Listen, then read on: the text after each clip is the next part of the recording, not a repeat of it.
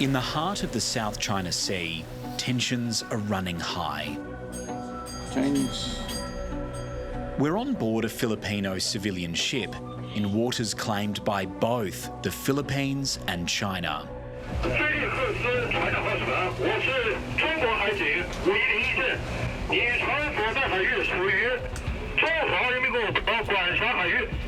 This is the front line of a high-stakes territorial dispute in one of the world's most vital shipping lanes, a maritime crossroads that carries a fifth of global trade.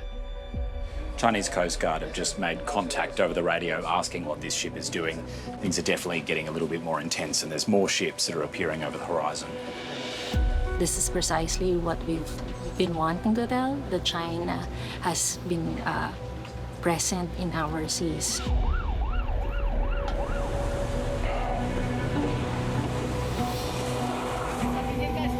In recent years, this has become increasingly common. A surge of Chinese ships here, sparking confrontation after confrontation. It is a very big concern, not only for the Philippines, but for the rest of the free world. While that standoff is playing out at sea, the United States war on Iran has unleashed an energy crisis here in Manila. Food prices are soaring and inflation is biting Filipino families hard. It sparked frustration at their oldest ally. Many are wondering if they can still count on the United States. Kaya sobrang laki ng naging epekto nung naging giyera ng nangyari sa ibang bansa.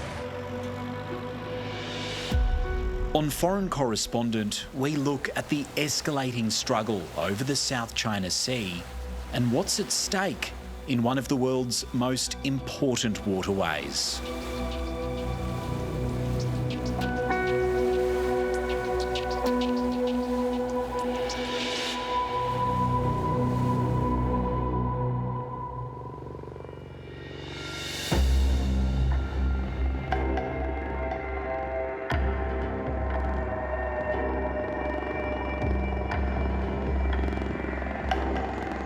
On the Philippines island of Palawan, hundreds of military personnel are here, wargaming, preparing to repel a mock invasion.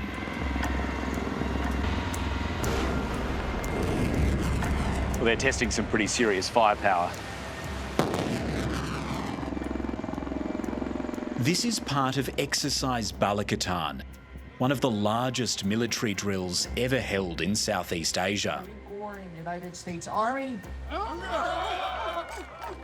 17,000 personnel are involved from 7 nations, including Canada, France and New Zealand, along with hundreds of Australians.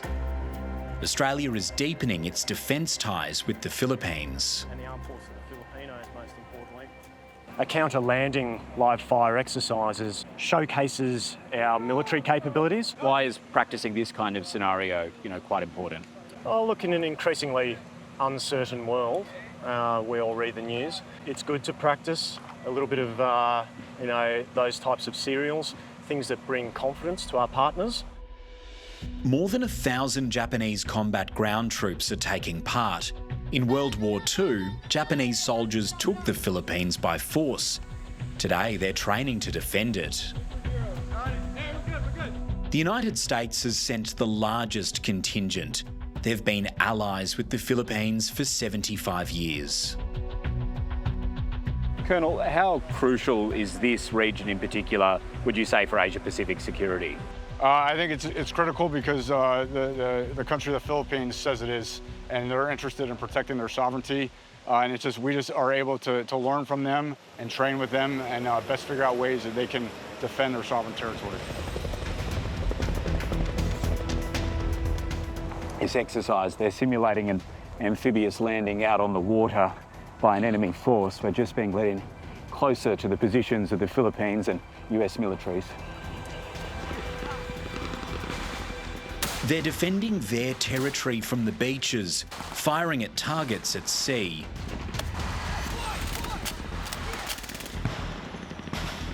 The enemy is unnamed. But there's only one nation they feel poses a threat here, and that's China. The US is putting on a big show in these exercises. But at the same time, the commander of its Indo-Pacific forces has said that the US military doesn't have enough naval firepower to counter what he's described as an increasingly aggressive China. Within the same week, in waters between the Philippines and Taiwan, China too is flexing with its own live fire exercises. China's Navy is building ships much faster than the United States. In drills like these, they show off their credentials as the world's largest Navy. Control over this area is crucial. The South China Sea contains some of the busiest shipping lanes in the world, some of the richest fisheries, and is a lifeline for millions. Much of what the world buys and sells passes through this single stretch of water. Under international maritime law, the Philippines has a 370-kilometre exclusive economic zone. It calls this part the West Philippine Sea. That zone takes in the Scarborough Shoal and part of the Spratly Islands. But China claims almost all of this territory inside a boundary called the 9-dash line. A decade ago, a court in The Hague threw that claim out, but China ignored the ruling. Instead, it's built islands and military bases out of almost nothing on Mischief Reef and Subi Reef, bases that have become military outposts that extend the range of China's powerful reach. In Manila, I'm meeting with Rear Admiral J. Tariella from the Philippines Coast Guard. He's become a prominent voice, drawing the ire of China. So this video of China Coast Guard pursuing one of our vessels because we are actually patrolling our exclusive economic zone in Bajo de Masinloc as well. Around Scarborough Shoal, how common were these kind of confrontations taking place? This is very common, especially if we are escorting Filipino fishermen. He releases videos like this, Chinese vessels harassing and ramming Filipino government ships and civilian boats. Fishing crews have been blocked from their own waters. You've been accused by China of spreading false narratives, of making baseless remarks and smearing Chinese leaders. What do you make of that? You know, it's kind of funny. If the Chinese government thinks that I'm just posting lies and disinformation, that it is in accordance with international law, then they should have only ignored me, right? They are actually carrying out an information operation to counter the facts that we have. For us, there's no gray area here. Why is this an important area for Filipinos? Well, for the Philippines, this is very important, not just for our national identity as a nation. We are one of the largest archipelago in the world. The seafood that we eat, the seafood that we also bring to other countries, came up from the West Philippine Sea. The reason why we're fighting for this and we're standing for this, it's because all of this is legally justified.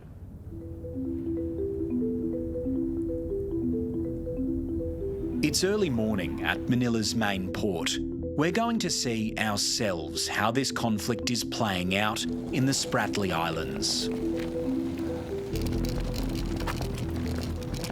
For the next 6 days, this ship will be our home. We're sailing to and from Pagasa, the furthest point the Filipino flag flies from Manila, deep in the South China Sea.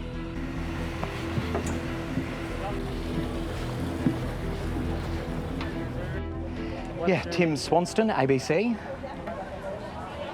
Salamat po.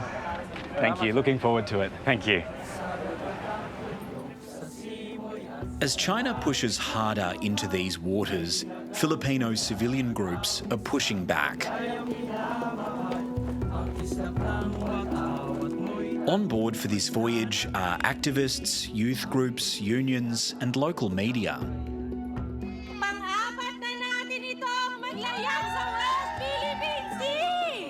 Rafaela David is a leader of this coalition called Atin Ito, or This Is Ours. Normal na mga Pilipino ang nakakapaglayag sa West Philippine Sea. Kasi nga ang sabi natin, kung atin ang West Philippine Sea, dapat nandoon tayo. Tama ba? At ipapakita natin sa China na hindi tayo magpapatinag. Tuloy-tuloy tayo sa ating panata. The term West Philippine Sea is a political term invented by Manila to stamp its ownership on it. West Philippine Sea! Sino excited na pumunta sa Pag-asa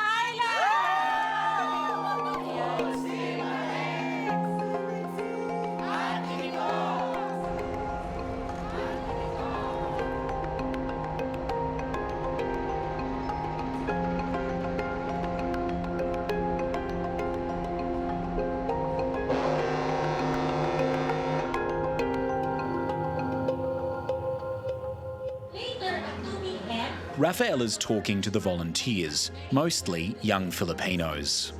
Okay, we'll stick to this itinerary unless something extraordinary happens. Okay? Rafaela's a veteran of these voyages. She's sailed through the South China Sea many times.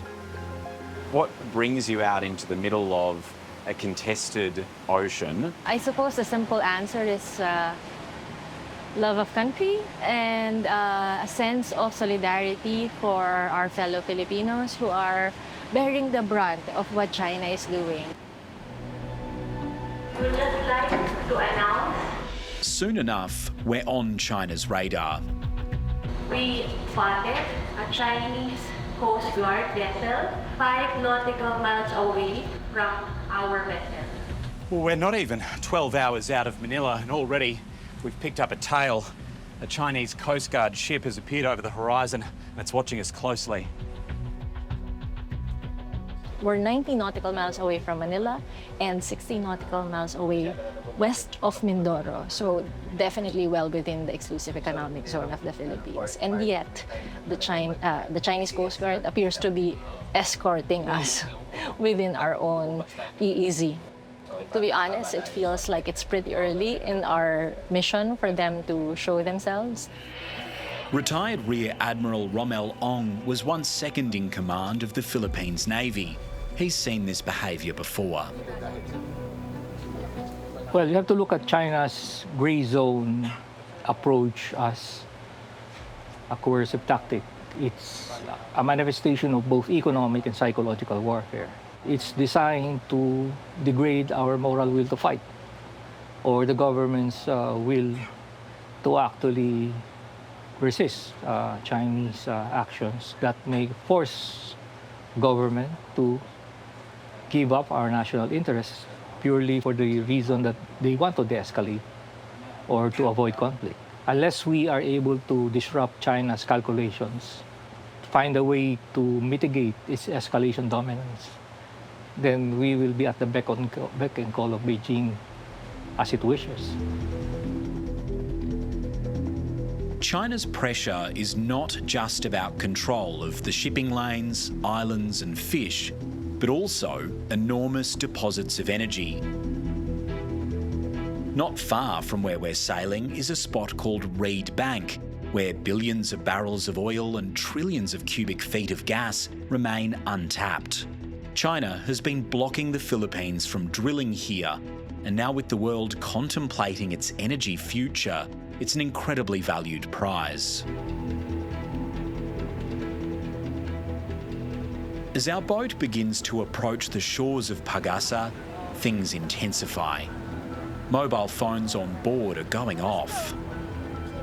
Could you tell me what that text message says? It says that welcome to China.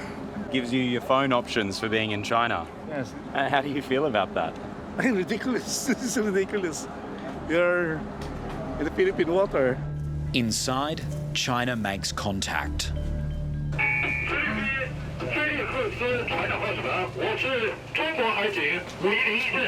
沿船所在海域属于中华人民共和国管辖海域，请通报活动意图和下一步动向。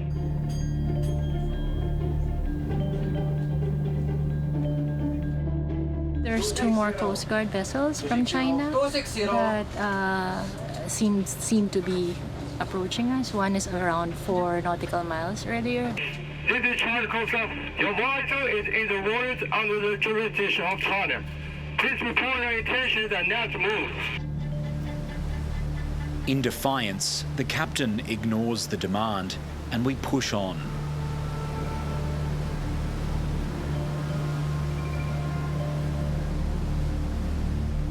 Finally, we arrive at Pagasa, still under the watchful eye of the Chinese Coast Guard on the horizon.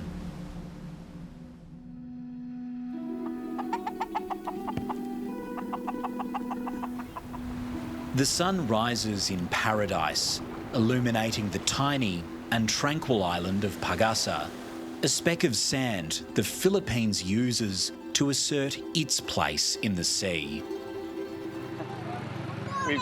Morning. We're going around town. We've hitched a ride to have a look, but it feels a little bit redundant because Pagasa is a very small island. It takes only about an hour to walk around this town. There's only about 100 families or less than that actually live in this community. The Philippines took possession of Pagasa in the 1970s. Internationally, it's known as Thitu Island. China believes it was forfeited to it by Japan at the end of World War II. It's also claimed by Taiwan and Vietnam. But to strengthen its own claim of sovereignty, Manila has built a settlement and subsidises Filipinos to live in it.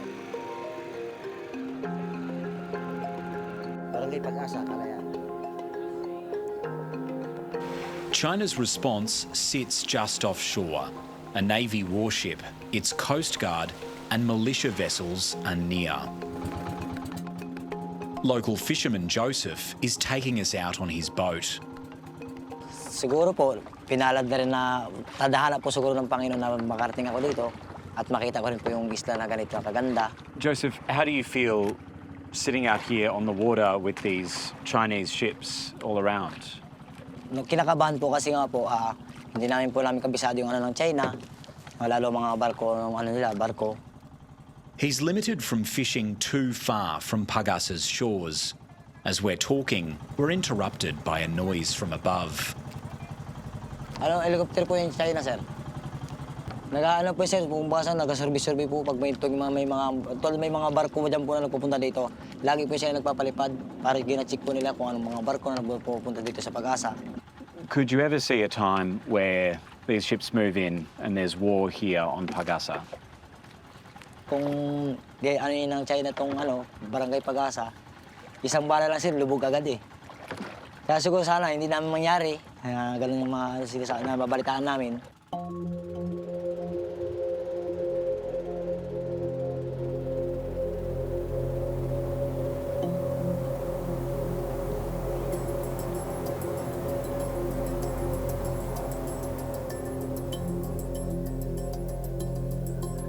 Joseph drops us near his home, where we meet his neighbour, Adelsa, a mother of 4.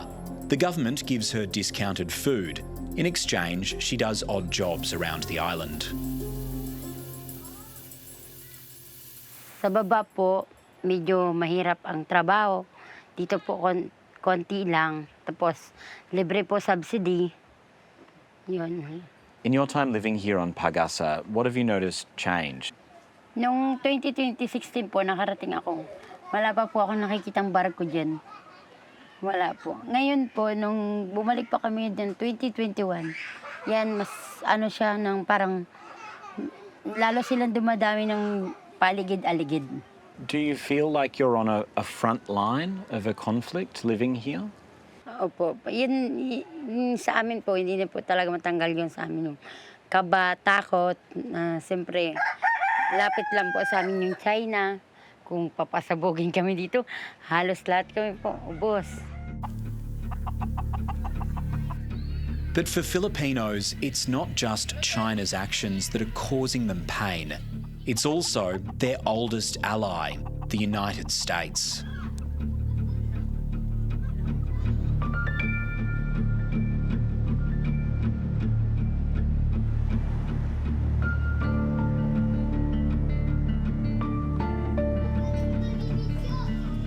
Back on the mainland, I've come to the nation's capital to see how the United States war on Iran is playing out here.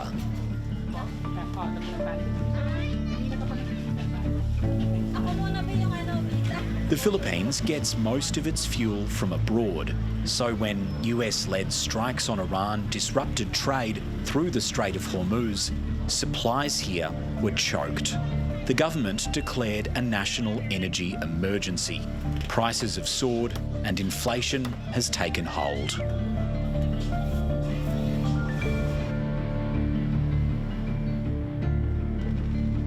For millions of Filipinos, getting around has become increasingly costly. Magandang gabi po. Leaving jeepney drivers like Himalito frustrated at the United States. Kaya sobrang laki ng naging epekto ng naging gera ng nangyari sa ibang bansa.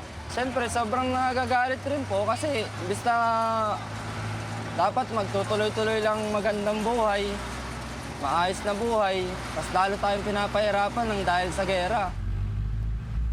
How have you found the price of fuel over the last few months? Sobrang hirap po dahil sa sobrang taas ng naging diesel na umaabot ng 98 pesos. Kasi po nung sobrang nagtaas ang gasolina, syempre hindi naman po natin masasabi na may mauwi pa tayo sa pamilya.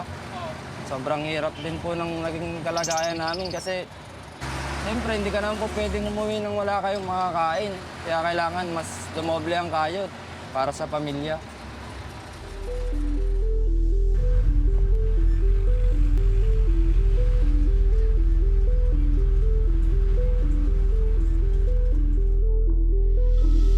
US President Donald Trump's visit to China in May stoked fears in Southeast Asia over the United States' reliability in the region.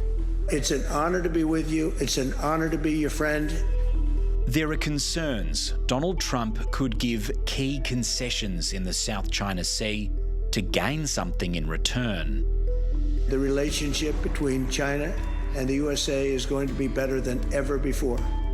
And that Southeast Asian nations, like the Philippines, will be left out in the cold. In Beijing, one man was watching this meeting very closely. Victor Gao, a former Chinese diplomat who once served as an interpreter for paramount leader Deng Xiaoping.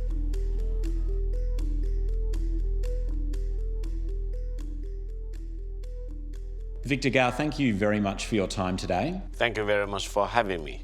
Do you believe that President Trump still wants the United States to, say, counter China's increasing influence in the South China Sea? I think if the United States wants to confront any country now in the world, it's not China. Because they know by confronting China, it is not serving the fundamental interest of the American people. Let me tell you, if China and the United States have a war between them, they will not only destroy themselves, they will cause Armageddon. Mankind will be wiped out. What is the basis of China's claims in the South China Sea? The boundary of the Philippines was clearly defined in the 1898 treaty between the United States and Spain after the United States defeated Spain. We believe we are on the right side of history. Go back to August 1945. Now do you know what happened after Japan unconditionally surrendered? Whatever that belonged to the Philippines was taken back by General MacArthur and the US military. Whatever General MacArthur and the United States Army did not take over from Japanese occupation in 1945 was returned to China. Do you really want to second guess how much sacrifice China's made in the defeat of Japanese fascism? Why then, a decade ago at The Hague, did it award maritime rights to the Philippines and uphold its exclusive economic zone? If the Philippines believe they can drag China into any arbitration committee without China's consent, they do not know what they are doing. China is accused of grey zone tactics in the South China Sea. What do you make of that claim? If you compare China and the Philippines, if China wants to really apply pressure on the Philippines, China will not use water cannon. Come on, you know this better than I do. For residents of, say, Pagasa or Fitu Island, they say they feel fearful of attack. What do you make of those claims? If you want to claim safety or sanity on Chinese land that you illegally occupy, you will never be safe because they will be taken over. Sorry, are you suggesting that China will take over Pagasa in the future? Let me say that again in very explicit terms. China will defend every inch of land which belongs to China, and China, in my view, will never recognize any claim of the Philippines. Therefore, go back to where you belong to and you will be absolutely safe.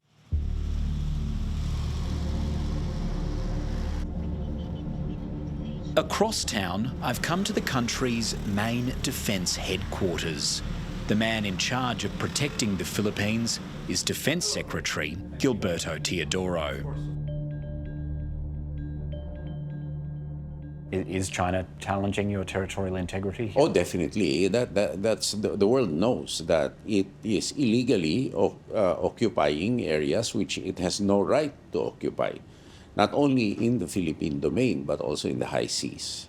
Its 9-dash line is the biggest threat to regional stability and peace. Some in China would say that their behaviour in the South China Sea is even somewhat merciful, that they only water cannon, for example. It's kind of perverse to say that water cannoning in an area where you're not supposed to be is merciful, and only a masochist would accept that. How much of a concern is it to you that China has built artificial islands within the Philippines' maritime territory? It is a very big concern, not only for the Philippines, but for the rest of the free world, because these are sea lanes which are not supposed to be the subject of any such fortifications. You, of course, say that the United States is a really important partner, but you're also acknowledging that there is this growing coalition of partners. How important is it to you to grow the number of countries who would support the Philippines? It is extremely important, and it is,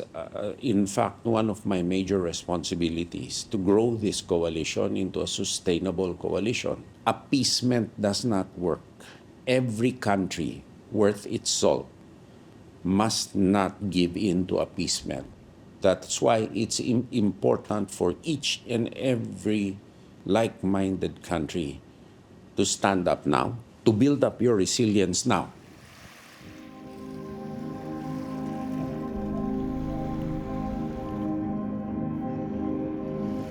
Among these prized islands and reefs, this contest threatens to boil over at a time when the world is focused elsewhere.